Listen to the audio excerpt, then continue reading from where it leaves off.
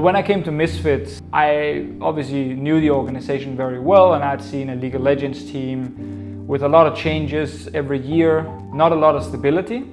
So kind of a big goal was to create stability with whatever new roster and new staff we were getting.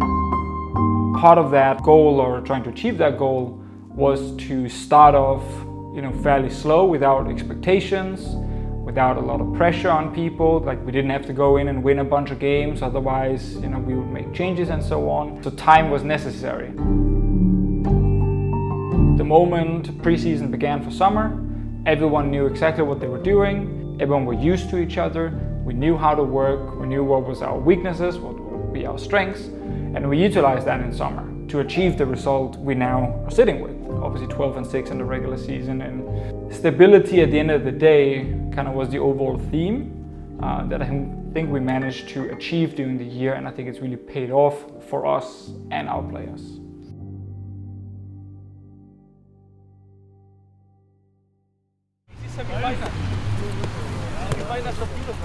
Wow. Hirit, who do you think is best Spikeball player of everyone? Vander. Was it too high? You can serve like this. If I'm like this, then no one's had it over his head. You can serve like this. Because it will be always too high. Nice Bonnie. Oh! You're going to the power.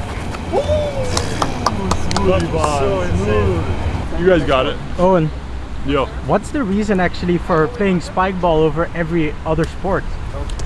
Spikeball is easy to get into. It's very accessible and requires just some nice hand-eye coordination, teamwork, communication, and it's just a lot of fun. So that's why we're playing Spikeball.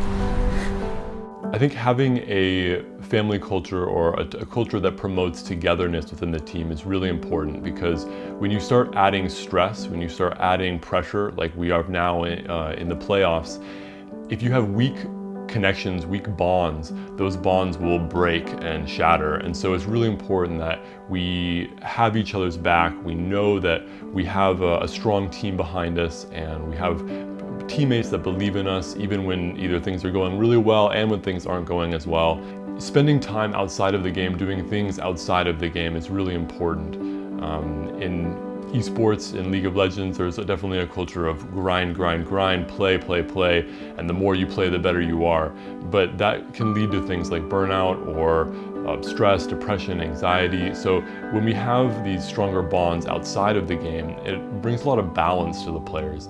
I hope we don't play like this today. That's all I will say in LEC. Yeah, that's it. That's it.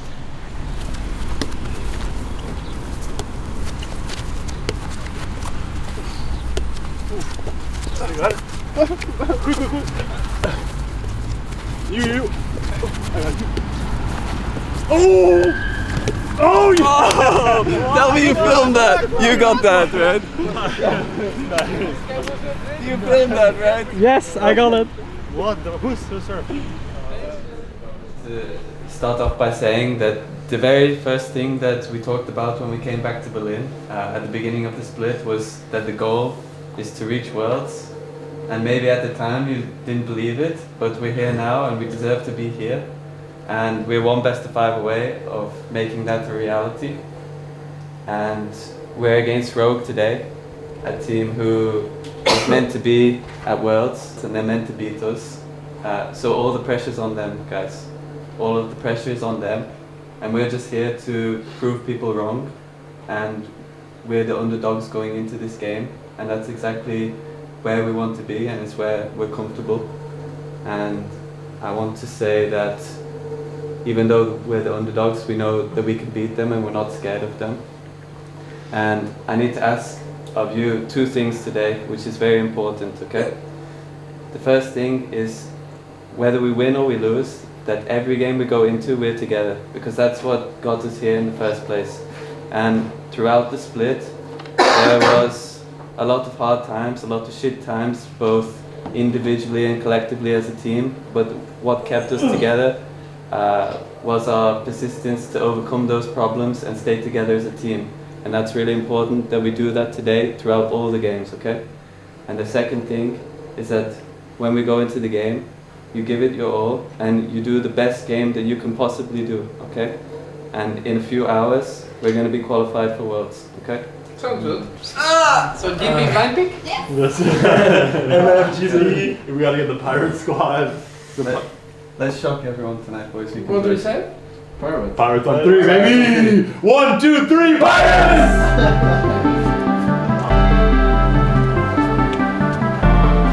What a banger! Welcome to the LEC Summer Playoffs.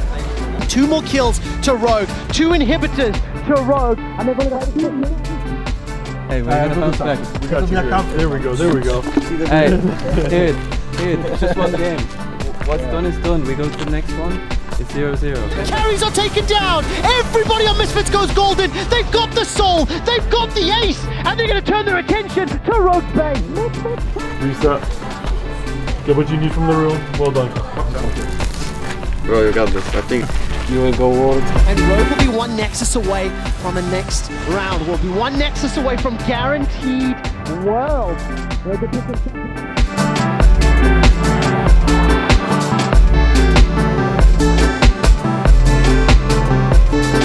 Misfits are breaking the curse of losing to Rogue all year long. Hey, 2 minutes. Every time, 2 1. Guys, bring it in. Boys, we are exactly where we want to be.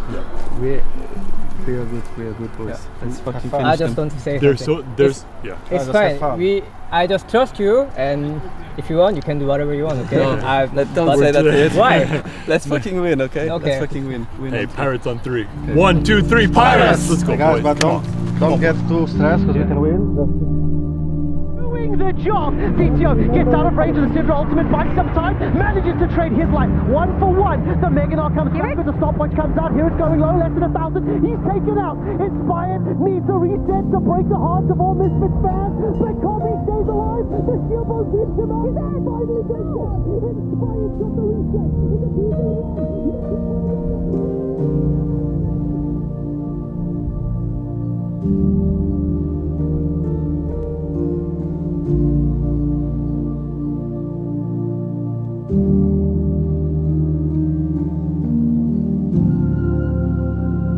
Vander, would you like to do an interview backstage?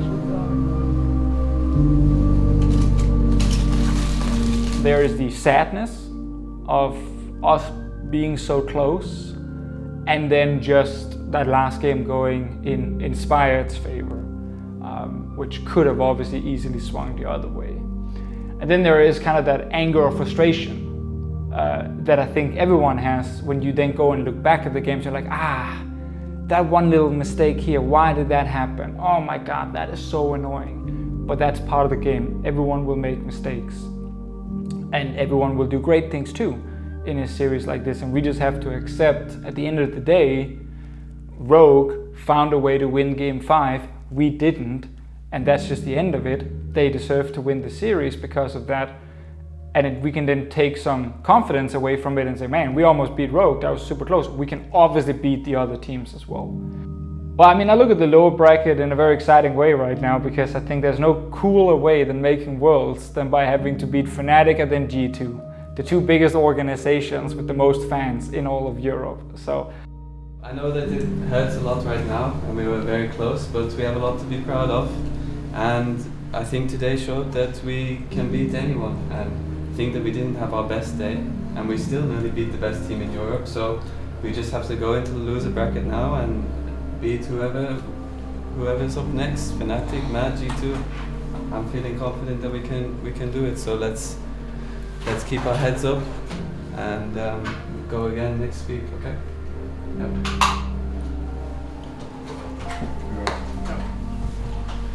Hey, let's bring it in real quick before we go. Before we everyone's got interviews.